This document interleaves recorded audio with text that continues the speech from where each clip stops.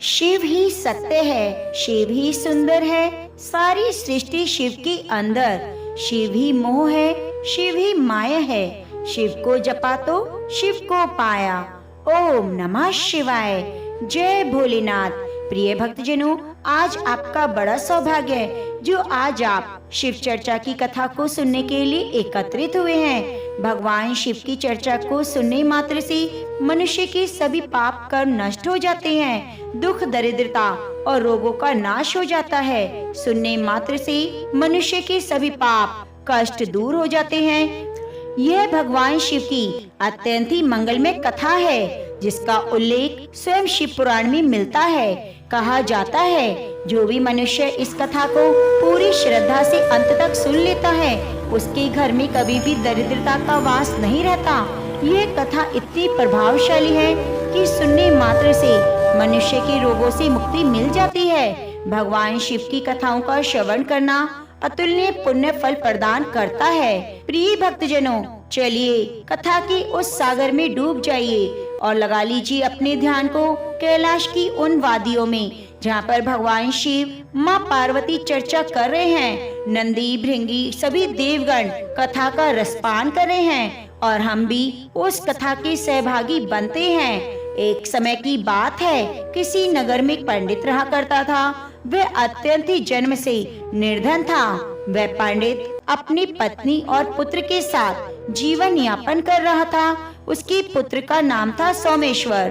वह पंडित प्रतिदिन प्रातः काल उठकर स्नान आदि करके तुलसी के पौधे पर जल अर्पित करता, फिर नगर में सभी घरों में जाकर कथाएं सुनाया करता।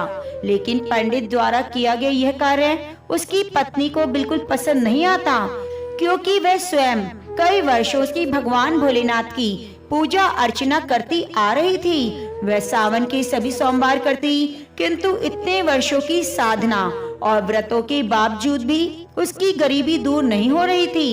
इसलिए वह पंडित की पत्नी भगवान शिव से अत्यंत ही नाराज हो गई और उसने पूजा पाठ करना, व्रत रखना सब कुछ त्याग दिया। परंतु उस पंडित ने कभी भगवान का नाम लेना नहीं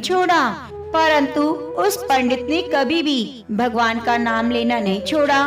वे कहीं न कहीं भगवान शिव की कथाएं सुनाकर पूजा पाठ करके जो धन प्राप्त होता उसी से ही अपने परिवार का पालन पोषण करता। एक दिन ऐसा आया कि जब पंडित की पत्नी एक बार फिर से अपने हृदय में श्रद्धा जगाकर भोलेनाथ की पूजा अर्चना करने लगती है, वे मन ही मन ये सोचती रहती कि एक दिन तो ऐसा अवश्य आएगा जब मेरी सभी मनोकामनाएं पूरी होंगी, मेरी भी गरीबी समाप्त होगी। किंतु जब वर्षों की भक्ति और पूजन के बाद भी कोई फल प्राप्त नहीं हुआ तो वह अत्यंत दुखी हो जाती है। मन ही मन अपने भाग्य को कोसने लगती है। भगवान शिव की मूर्ति के पास बैठकर कहती है, हे प्रभु, हमने ऐसा कौन सा पाप कर्म किया जिसकी वजह से हमें जीवन भर इतनी गरीबी का सामना करना पड़ रहा है। हमने इतना पूजा पाठ किया लेकिन आपने हम पर दया नहीं की। हमने तो कभी किसी का हृदय भी नहीं दुखाया, किसी का अन्याय नहीं किया। मैं और मेरे पति दोनों ही सदा आपके चरणों में लीन हैं। हम तो सुबह से शाम तक केवल आपकी पूजा करते हैं, हर सावन में सोमवार का व्रत रखते हैं, आपके नाम का जल चढ़ाते हैं, आपकी कथाएं सुनते हैं, सुनाते हैं। फिर भी हे प्रभु, हमारी झोली हमेशा खाली क्यों रहती है? हे भोलेनाथ, क्या हमारी भक्ति में कोई कमी रह गई है? क्या हमारी प्रार्थनाएं आप तक नहीं पहुंचती? क्या हम किसी के पाप के भागी हैं जिसका प्रायश्चित भी हमारे भाग्य में नहीं लिखा? हे गंगाधर, हे नीलकंठ, हे कोई भूल हो गई है तो उसे क्षमा कर दो, लेकिन कृपया करके यह बताओ कि हमारी इस दरिद्रता का रहस्य क्या है? आखिर हमारे हिस्से में जीवन भर का संताप क्यों आया है? प्रिय गुरु भक्तों, अब धीरे धीरे समय बीतता गया। वे पंडित और पंडिताई दोनों ही वृद्ध अवस्था की ओर बढ़ चली। समय की मार ने उनके शरीर को कमजोर कर दिया। अब वह पंडित के शरीर में इतनी शक्ति नहीं बची कि वे नगर में जाकर भगवान भोलेनाथ की कथा सुना सके। उनकी कमर झुक चुकी थी, आवाज कांपने लगी, शरीर में रोगों का घर बन गया। अब वह पंडित भी प्राय बीमार रहने लगा, कभी खांसी तो कभी बुखार। शरीर अब बहुत दुर्बल हो चुका था और इन सबसे अधिक चिंता यह बात की थी कि अब उसके घर का पालन पोषण करने वाला कोई नहीं बचा था। जो कुछ भी थोड़ी जमा पूंजी थी वह भी बीमारियों में खर्च हो गई। अब धीरे धीरे घर की हालत इतनी बिगड़ गई कि एक समय भोजन भी नहीं मिल पा रहा था, न घर में अन्न और न कोई सहारा। ऐसी स्थिति में पंडित की पत्नी का तो धैर्य टूट गया। वह अत्यंत क्रोधित हो उठी। उसने क्रोध में आकर एक बार फिर भगवान भोलेनाथ की पूजा अर्चना को त्याग दिया। इस बार तो उसने अपने पति को डांटते हुए भी कह दिया कि बस अब बस करो, यह सब भगवान की रट लगाना। तुम्हारे इस भोलेनाथ ने हमें क्या दिया है? जब जवान थे तब भी भूखे रहे, अब बूढ़े हो गए हैं तो हालत बद से बदतर हो गई है। फिर क्या हमें यही फल मिला है इतने वर्षों की भक्ति का? लेकिन वह पंडित जो सच्चा शिव भक्त था, वह अपने अंतिम समय तक भी भगवान भोलेनाथ की पूजा नहीं छोड़ता। उसका विश्वास अटल था। वह कहता, भोलेनाथ परीक्षा लेते हैं लेकिन अपने भक्तों को कभी त्यागते नहीं। प्रिय शिव गुरु भाइयों, गुरु बहनों, तब वह क्रोध में तपती हुई पत्नी एक दिन अत्यंत कठोर स्वर में कह उठती है, हे नाथ, आखिर हम दोनों कब तक यूं ही भगवान भोलेनाथ की अर्चना करते रहेंगे? देखिए ना, हम दोनों अब बूढ़े हो चुके हैं। उम्र के इस पड़ाव पर आकर भी हमें कोई फल नहीं मिलता, कोई राहत नहीं मिली। मैंने तो जीवन का हर क्षण शिव की भक्ति में समर्पित कर दिया था, पर क्या मिला? हम तो दिन प्रतिदिन और गरीब होते जा रहे हैं। पहले तो लगता था सब ठीक हो जाएगा, कभी कभार कुछ मिल जाता था। अब तो दाने दाने के लिए तरसना पड़ रहा है और तुम अभी भी भ्रम में हो कि भगवान शिव तुम्हारी सुनेंगे। हे नाथ, मैं ही मूर्ख थी जो एक बार उनका पूजा पाठ छोड़ देने के बाद भी दोबारा से भक्ति करने लग गई। मैंने सभी सोमवार व्रत किए, न दिन देखा न रात देखी, दिन भर जप तप में लीन रही। मैंने अपने शरीर को दुर्बल बना लिया। मैंने बेलपत्र चढ़ाए, जल अर्पित किया, मंत्रों का जाप किया, आंखों से आंसू बहाए, लेकिन शिव ने मेरी प्रार्थना नहीं सुनी। मैं अपना सर्वस्व अर्पित कर देती, फिर भी उनके दरबार में मेरे लिए कुछ नहीं मिला। आप तुम्हें क्या लगता है कि तुम्हारा वह शिव कुछ देगा? जो तुम रोज रोज शिवलिंग पर जल चढ़ाते हो, वही जल क्या कभी अमृत बनकर लौट आया? नहीं आया ना, क्योंकि हमारे जैसी गरीबों के लिए शायद शिव के पास भी कुछ नहीं। लगता है यही गरीबी हमारा भाग्य है, यही नियति है और इसी में हमें तिल तिल मरना है।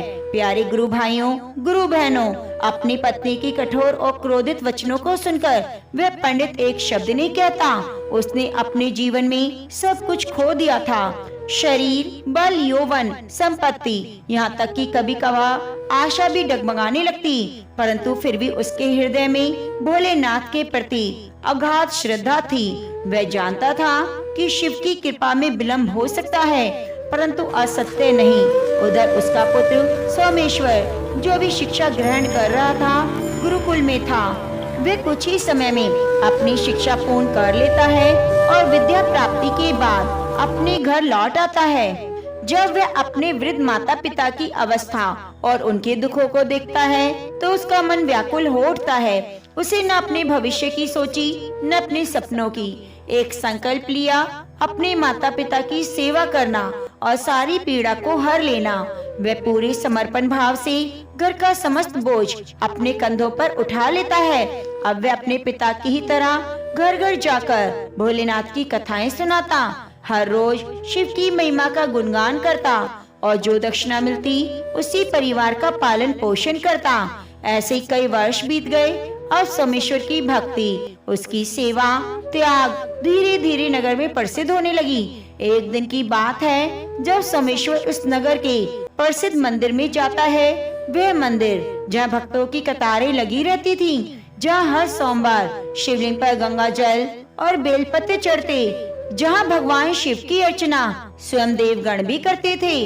वहाँ पर विधि पूर्वक भगवान भोलेनाथ की पूजा करता और दीप प्रज्वलित करता। सभी भक्तों के समक्ष अपने श्रद्धा से भरे स्वर में भगवान शिव की पावन कथा का श्रवण कराते हुए कहता, हे भक्तों, जो भी इस पावन कथा को श्रद्धा से सुनता है उसकी सभी मनोकामनाएं पूरी होती हैं। वह भक्त चाहे जितना भी दुखी हो, कितनी भी विपत्तियों में पड़ा हो, यदि वह भोलेनाथ की कथा को सुनता है तो भगवान शिव उसकी पीड़ा को हर लेते हैं। सोमेश्वर जब ये वचन श्रद्धा पूर्वक कहता तो उस समय उसी मंदिर में नगर का राजा भी उपस्थित होता है। वह राजा हर वर्ष सावन के प्रत्येक सोमवार को गुप्त रूप से मंदिर में आकर भगवान शिव का दर्शन और पूजन करता। उस दिन भी वह साधारण वस्त्रों में मंदिर आया हुआ था। जब उसने सोमेश्वर के मुख से पावन कथा सुनी तो वह भीतर तक प्रभावित हो गया। उसकी आत्मा उस वाणी से जैसे राजा मन ही मन सोचने लगा, कितनी सच्ची बात कह रहा है ये युवक। इसके शब्दों में केवल कथा नहीं बल्कि अनुभव झलक रहा है। उस भाव विभोर अवस्था में राजा धीरे धीरे सोमेश्वर के पास आता है और कहता है, तुम्हारी इस कथा ने मेरे हृदय को गहराई से छू लिया है। राजा ने सोमेश्वर से राजकुमारी को कथा सुनाने के लिए याचना की। राजा की ऐसी बातों को सुनकर सोमेश्वर बहुत प्रसन्न हुआ और राजकुमारी को प्रतिदिन कथाओं का श्रवण कराने के लिए हामी भर देता है। फिर उसके बाद राजा ने सोमेश्वर को अपने महल में राजकुमारी को प्रतिदिन कथाओं का श्रवण कराने के लिए नियुक्त कर लिया। अब तो सोमेश्वर प्रतिदिन उस नगर के राजा की पुत्री को कथा सुनाने लगा और राजकुमारी को कथा का श्रवण कराने पर दक्षिणा के रूप में जो कुछ धन मिलता उसी धन से वह अपने परिवार का पालन पोषण करने लगा। किंतु सोमेश्वर की माता को यह बात अच्छी नहीं लगती। वे प्रसन्न भी नहीं रहती क्योंकि उन्हें अपने पुत्र में आने वाले भविष्य की चिंता थी। इसलिए वे प्रतिदिन इस बात को लेकर चिंतित रहती कि फिर एक दिन पंडित की पत्नी अपने पति से कहती है, मुझे अपने पुत्र के भविष्य की चिंता खाई जा रही है। हमारा जीवन तो कट गया लेकिन हमारा पुत्र भी अब युवा हो गया है। उसका तो जीवन अभी शुरू हुआ है। हमारे जाने के बाद उसका क्या होगा? क्या उसे भी हमारी तरह कष्ट झेलने पड़ेंगे? हमारी वर्षों की पूजा, व्रत, तपस्या, आराधना का कोई फल नहीं मिलेगा। भगवान भोलेनाथ को हमारा दुख दिखाई नहीं देता। हमारा बेटा राजा के महल से जो दक्षिणा लाता है उससे हमारे परिवार का तो किसी तरह चल जाता है, लेकिन केवल पेट भरने से जीवन नहीं चलता। बाकी की मनोकामनाएं, इच्छाएं, भविष्य, उन सब का क्या? अब क्या हम सिर्फ दो भक्त के भोजन के लिए ही जिएंगे? क्या यही शिव की भक्ति का फल है? क्यों भगवान शिव ने अपनी आंखें बंद कर ली हैं? क्या हमारा पुत्र हमारी ही तरह उम्र भर गरीब रह जाएगा? उस स्त्री की करुण पुकार जब आकाश में गूंजी तब वह केवल वायु में विलीन नहीं हुई बल्कि सीधे कैलाश पर्वत तक पहुंची, जहां मां पार्वती के हृदय को विदीर्ण कर गई। और मां पार्वती ने उस पंडित की पत्नी की वेदना और दुख भरी प्रार्थना को सुना तो उनका कोमल हृदय व्याकुल हो उठा। वे उस करुण पुकार को अनसुना नहीं कर पाई। उन्होंने भगवान शिव का ध्यान किया। भगवान शिव मुस्कुराते हुए बोले, हे देवी, आज अचानक व्याकुलता कैसी? अवश्य कोई कारण होगा, बताइए क्या बात है? फिर माता पार्वती ने भगवान भोलेनाथ से कहा, हे स्वामी, आप तो त्रिकालदर्शी हैं। भूत, भविष्य, वर्तमान सब कुछ आपकी दृष्टि में स्पष्ट है। फिर भी आप मुझसे पूछते हैं मैं क्यों चिंतित हूँ? अब आप स्वयं जानते हो, मुझसे पूछकर क्यों मेरी पीड़ा को और अधिक बढ़ा रहे हो? चलिए, अब जब आपने पूछ ही रहे हैं तो मैं आपको कारण बताती हूँ। मेरी चिंता का कारण है वह पंडित और उसकी पत्नी। हे नाथ, वह पंडित आपका परम भक्त है। जीवन भर आराधना की, आपकी शिव चर्चा की, नगर नगर जाकर आपकी शिव चर्चा की कथाएं सुनाई, शिवलिंग पर जल चढ़ाया, बेलपत्र अर्पित किए, सोमवार को उपवास किया, संपूर्ण आस्था आपके चरणों में अर्पित कर दी। फिर भी आपने उसके जीवन को केवल कठिनाइयों और अभावों से क्यों भर दिया? आपने उसे उसके कर्मों का फल कभी नहीं दिया। उसकी पत्नी भी वर्षों से उपासना कर रही है और जब उसका मन टूटा तब भी उसने फिर से आपको अपना आराध्य मान लिया। क्या ये विश्वास व्यर्थ चला जाएगा? हे प्रभु, आप उस पंडित के जीवन से सभी दुखों का नाश करें। अब और नहीं, अब उसका कष्ट समाप्त हो, उसे अपने तप का फल मिले। अन्यथा कहीं ऐसा ना हो प्रभु कि पंडित और पंडिताएं आपकी पूजा छोड़ दें। यदि उनके मन में भक्ति डगमगा गई, यदि उनका विश्वास डिग गया, तो वह केवल उनकी हानि नहीं होगी, यह असंख्य भक्तों के लिए हानि होगी जो अपने जीवन को आपके चरणों में अर्पित कर चुके हैं। माता पार्वती की करुणामयी बातें सुनकर भगवान भोलेनाथ का सौम्य मुख गंभीर हो गया। आंखों में करुणा और करिश्मे की अद्भुत चमक आ गई। वे साक्षात दयामय रूप में प्रकट होते हैं और माता की ओर देखते हुए कोमल स्वर में कहते हैं, आप चिंतित मत होइए देवी, क्योंकि हमने उस ब्राह्मण के भाग्य के उदय का बीज बो दिया है। अब वह समय आ गया है जब हमें स्वयं पृथ्वी लोक पर जाकर शिव लीला करनी है। अब हम दोनों उनके घर चलेंगे। इतना कहकर भगवान शिव माँ पार्वती के साथ पृथ्वी लोक की ओर प्रस्थान करते हैं। आकाश मार्ग से उतरते हुए जब वे पृथ्वी पर पहुँचते हैं तो दोनों साधु और साधुएं का वेश धारण कर लेते हैं। जटा जूटधारी, कमंडल हाथ में, रुद्राक्ष की माला भस्म लपेटे हुए वेश में धारण वे पंडित के घर जा पहुँचते हैं और फिर अलख जगाते हैं। कहते हैं, अलख निरंजन, अलख निरंजन, घर में कोई है? उनकी गंभीर लेकिन कोमल आवाज जब आंगन में गूंजती है तो भीतर से वही वृद्ध पंडित जब धीरे से दुर्बल हो चुके थे बाहर आए। उन्होंने साधुओं को देखकर हाथ जोड़ा और अत्यंत आदर भाव से प्रणाम करते हुए बोले, हे मुनिवर, आपका हमारे तुच्छ गृह में आगमन हुआ। यही मेरे लिए जीवन का परम सौभाग्य है। कृपया करके बताएं, मैं आपकी किस प्रकार सेवा कर सकता हूँ? वृद्ध पंडित ने दोनों हाथ जोड़कर साधु रूपधारी भगवान भोलेनाथ के चरणों में प्रणाम करते हुए विनम्र स्वर में कहा। तब साधु का वेश धारण किए हुए भगवान भोलेनाथ ने कोमल किंतु गंभीर स्वर में उस पंडित से कहा, हे महानुभाव, आज की रात्रि में हम आपके गृह में विश्राम करना चाहते हैं। क्या आपके घर में हमें एक रात्रि के लिए आश्रय मिलेगा? जब साधु का रूप धारण किए हुए भगवान भोलेनाथ ने यह कहा तो वृद्ध पंडित क्षण भर के लिए मौन हो गया। वे सोचते रहे, मैं इनका साक्षात्कार कैसे करूं? कैसे इनके लिए भोजन जुटाऊं? घर में तो कुछ भी नहीं बचा। जैसे तैसे मेरा पुत्र जो धन लाता उसी से हम तीनों का पेट भर जाता। उस धन से ना तो दूसरा पैर संभलता, न ही अतिथि सेवा होती। इतना सोचने के बाद उसने गहरी सांस ली और फिर नम्र स्वर में साधु से कहा, मुनिवर, मेरा पुत्र नगर के राजा की पुत्री को भगवान भोलेनाथ की कथाएं सुनाता है, शिव चर्चा करता है।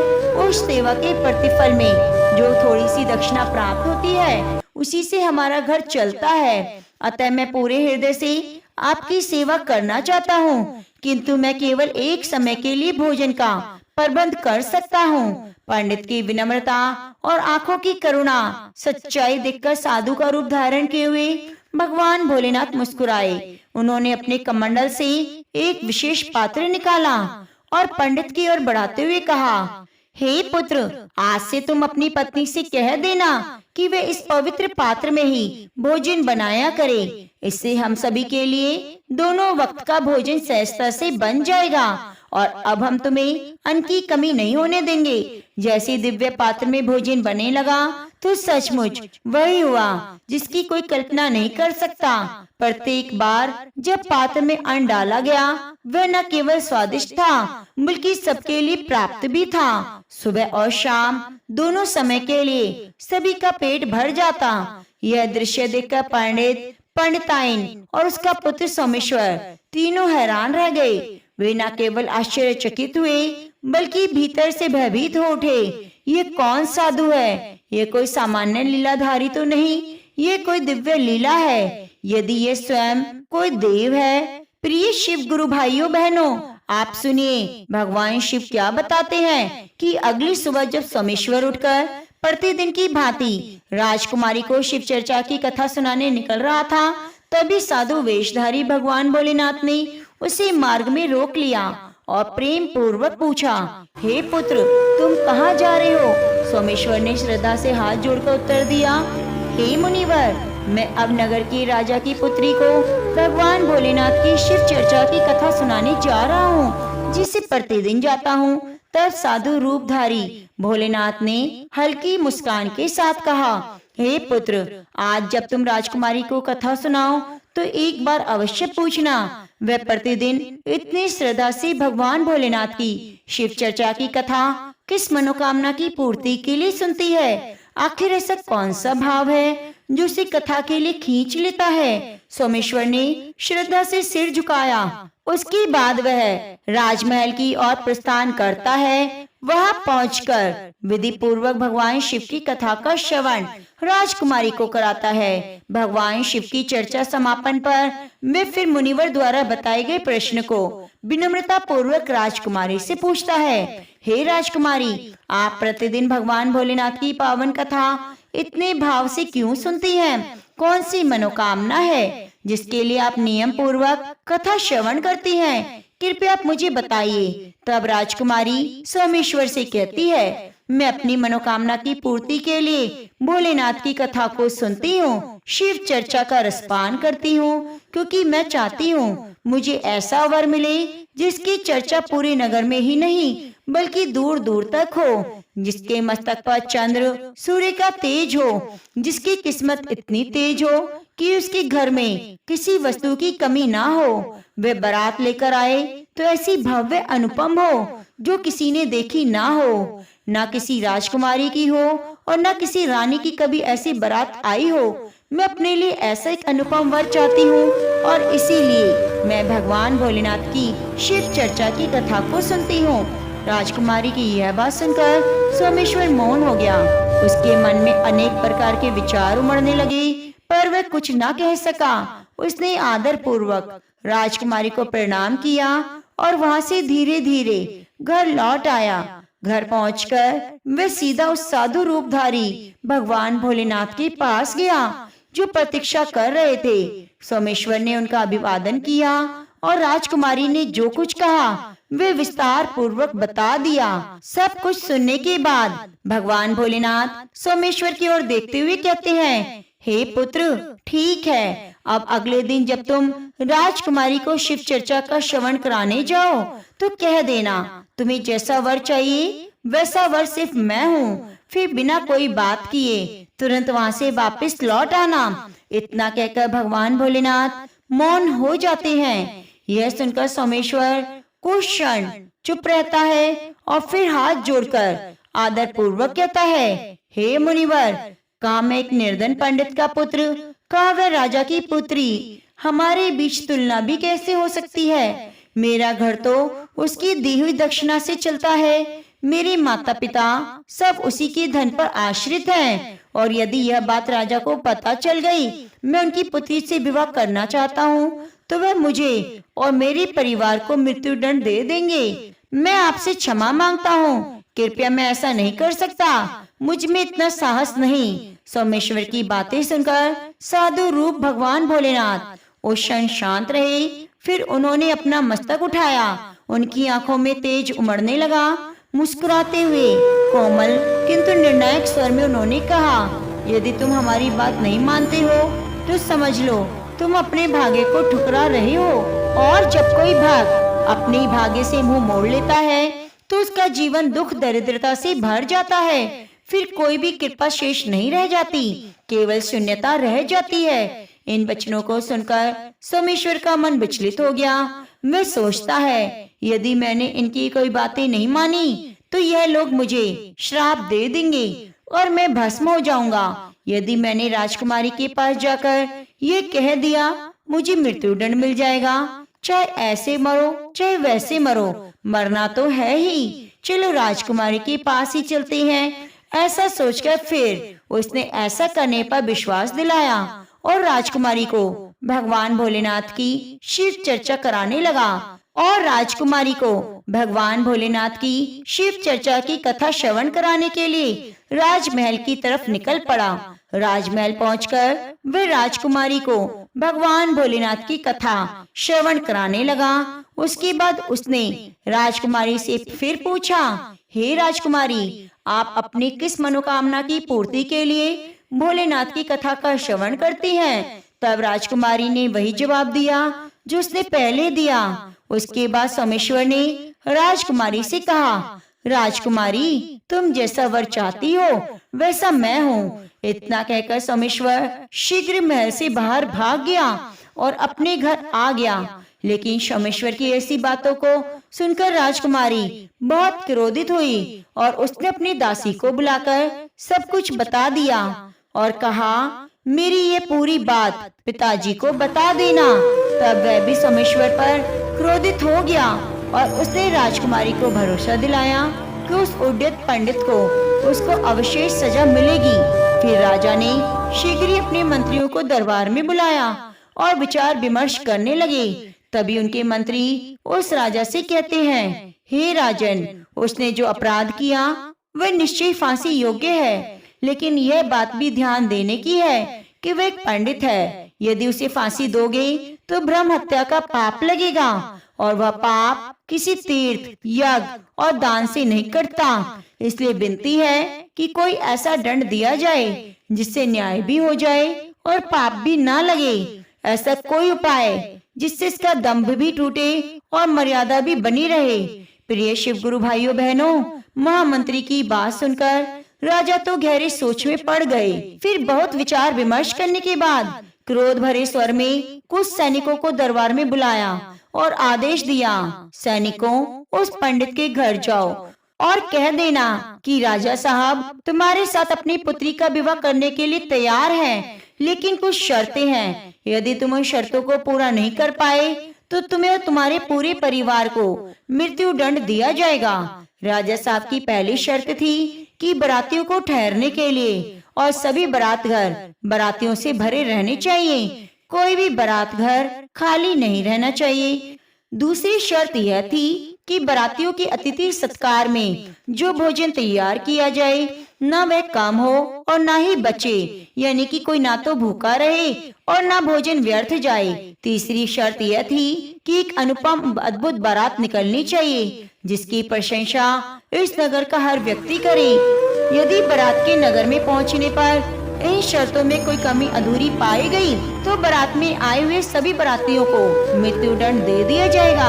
राजा का यह आदेश पाकर सैनिक शीघ्र ही सोमेश्वर के घर की ओर निकल पड़े। उधर सोमेश्वर भी राजमहल से भागकर सीधा घर पहुंचा और साधु रूपी भगवान भोलेनाथ को सारी बात बता दी। उसी समय राजा के सैनिक द्वार पर पहुंचे, जोर जोर से दरवाजा खटखटाने लगे। आवाज सुनते ही सोमेश्वर के पिता बाहर आए। दरवाजा खोला।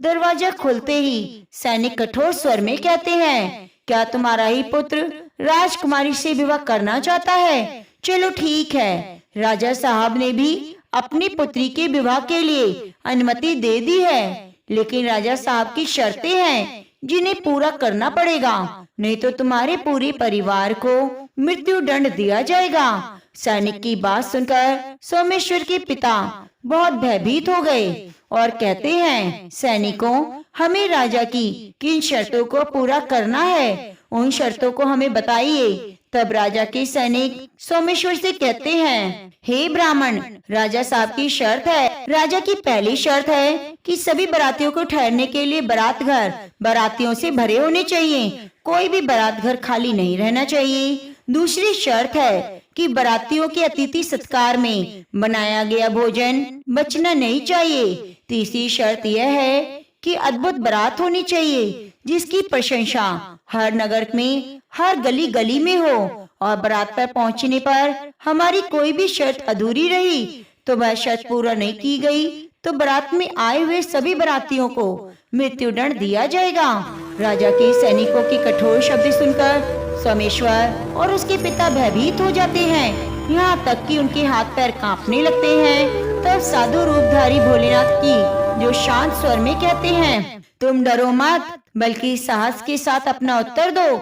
सैनिकों को विदा करो, कह दो आप अपने विवाह की तैयारी करें, हम बारात वाले दिन बारात लेकर पहुंच जाएंगे। फिर सोमेश्वर के पिता ने भगवान शिव की आज्ञा मानते हुए वैसे ही उत्तर दिया, उन सैनिकों को विदा किया। सैनिक वापस महल लौटे। वहां जाकर उन्होंने राजा को सारी बातें बता दी, लेकिन जब राजा को सोमेश्वर की ओर से सकारात्मक उत्तर प्राप्त होता है तो वह बहुत आश्चर्य में पड़ जाता है। वह कुछ पल चुप रहता है, मन में सोचता है, आखिर वह पंडित किसके भरोसे इतनी दुर्लभ शर्त के बावजूद भी मेरी पुत्री से विवाह करने के लिए तैयार है? क्या मेरा कोई दुश्मन उसका साथ दे रहा है? उसके बाद उसने नगर के कई घरों को बारात घर की तरह सजवा दिया, कई सारे तंबुओं का प्रबंध कर दिया। राजा जब ये सोच रहा था कि कहाँ वह पंडित इतने बारातियों को लेकर आएगा, और जब अधिक बाराती नहीं आएंगे तो मेरी शर्त हार जाएगा, फिर मैं पूरे परिवार सहित उसे मृत्युदंड दे दूंगा। इधर सोमेश्वर ने नगर के सभी लोगों से बारात में चलने के लिए कहा, तो सभी लोगों ने मना कर दिया कि हमें वहां जाकर मरना नहीं, तुम्हारा तो अंतिम समय आ गया है, तुम ही जाओ। इसलिए तुम हमारी उन सभी ऐसी बातों को सुनकर सोमेश्वर बहुत परेशान रहने लगा, क्योंकि अभी तक उसके साथ बारात घर में चलने के लिए कोई भी व्यक्ति तैयार नहीं हुआ था। फिर विवाह का दिन आया। विवाह वाले दिन सोमेश्वर और ज्यादा चिंतित हो उठा। जब साधु रूपी भगवान भोलेनाथ ने सोमेश्वर को बहुत परेशान देखा। प्रिय शिव गुरु भाइयों बहनों, भगवान भोलेनाथ जी ने सोमेश्वर की बारात में चलने के लिए सभी देवताओं, भूत, प्रेत, गंधर्वों को मनुष्य के रूप में सोमेश्वर की बारात में चलने के लिए आमंत्रित किया, सोमेश्वर की बारात में शामिल कर लिया, जिसके कारण सभी नाचते गाते बारात लेकर पहुंच गए। जब सोमेश्वर की बारात पहुंची तो इतने सारे बाराती आए कि राजा द्वारा सजाए गए सभी बारात घर, यहाँ तक कि तंबू भी बारातियों से भर गए। कुछ बाराती तो बिना तंबू के बाहर ही रह गए। फिर राजा के पास इसकी सूचना भिजवाई गई कि बारात के ठहरने के लिए बारात घर तंबू कम पड़ गए हैं, ठहरने के लिए प्रबंध करा दिया जाए। तब राजा अपने मन में सोचने लगा, अभी कोई भी इसके साथ बारात में आने को तैयार नहीं था, फिर ये सब इतने बाराती कहाँ से आ गए, मुझे एक बार चलकर देखना चाहिए। इतना सोचकर राजा तुरंत वहां पहुंचा, और जब भगवान भोलेनाथ ने राजा को बारात घर में आया हुआ देखा तो उन्होंने शुक्र और शनि को बच्चे का रूप धारण करवा दिया और भूख के कारण विलाप करवा दिया। इधर जब उस राजा ने दोनों बच्चों को जोर जोर से रोते देखा तो भोलेनाथ जी के पास पहुंचकर पूछा, हे महात्मन, ये बच्चे विलाप क्यों कर रहे हैं? तब साधु रूपी भगवान भोलेनाथ ने राजा को जवाब देते हुए कहा, ये दोनों बच्चे भूखे हैं, इसलिए इतना विलाप कर रहे हैं। फिर राजा ने उन दोनों बच्चों को भोजन कराने के लिए स्थान पर भेजा। उसने कुछ ही देर बाद राजा के सैनिक ने उनके पास आकर बताया, हे राजन, दोनों बच्चों ने तो सारा भोजन समाप्त कर दिया, फिर भी दोनों का रोना बंद नहीं हो रहा, उन्हें भूख लगी है। अपने सैनिकों की ऐसी बातें सुनकर राजा तो बहुत हैरान हुआ, क्योंकि अब उसका सारा अहंकार चूर चूर हो चुका था। फिर वह साधु रूपी भगवान भोलेनाथ के चरणों में अपने दोनों हाथों को जोड़कर बैठ जाता है और कहता है, साधु महाराज, मेरी लाज आपके हाथों में है। तब भगवान भोलेनाथ ने उस राजा से कहा, आप राजमहल जाकर बारात की अगवानी की तैयारी शुरू कीजिए। फिर राजा ने उस नगर के सभी घरों को अच्छे से सजवाया, पूरे नगर को एकदम दुल्हन की तरह सजा दिया। सोमेश्वर भी विवाह की पोशाक में फिर राजकुमार से कम नहीं लग रहा था। सोमेश्वर के चेहरे को चांद और सूरज से सजाया गया। अगवानी के समय सोमेश्वर एक सुंदर रथ में बैठकर राजमहल की तरफ चलने लगा। उस रथ के आगे कई सारे बाराती बैंड बाजे के साथ नाच रहे थे। कई बाराती हाथ में मुद्राएं लेकर कोई दूसरे एक दूसरे पर न्यौछावर कर उछाल रहे थे। सोमेश्वर की अद्भुत बारात को देखकर नगर के सभी लोग कहने लगे, पंडित का तो भाग्य देखो, उसके मस्तक पर चांद और सूरज की रोशनी है। चारों तरफ इस प्रकार धन लक्ष्मी बिखेरी जा रही है जैसे किसी धनवान की बारात निकल रही हो, और ऐसी बारात तो हमने जीवन भर न देखी, न आगे देखने की उम्मीद है। वह पंडित तो भाग्य का बड़ा धनी है। प्रजा की ऐसी बातों को सुनकर माता पार्वती भोलेनाथ से कहती है, हे प्रभु, यह तो सत्य है, आपकी कृपा जिस मनुष्य पर हो जाती है उसकी अन्न धन के भंडारे भर जाते हैं। तब भगवान भोलेनाथ माता पार्वती से कहते हैं, जो भी भक्त श्रद्धा और भक्ति से मेरी पूजा अर्चना करता है, भक्ति को मैं व्यर्थ नहीं जाने देता।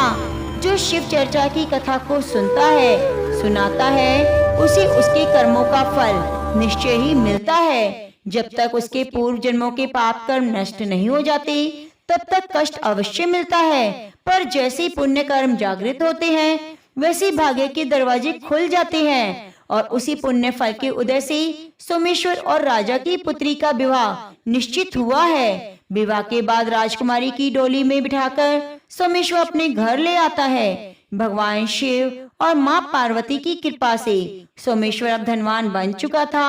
उसके घर में किसी चीज की कमी नहीं थी। उसके बाद सोमेश्वर की माता ने भी फिर पूरी श्रद्धा और विश्वास के साथ भोलेनाथ की पूजा करनी शुरू कर दी। तो प्रिय भक्तजनों, ये शिव चर्चा का ही प्रभाव था कि सोमेश्वर इतना अमीर हो गया और उसके सभी दुख दर्द दूर हो गए।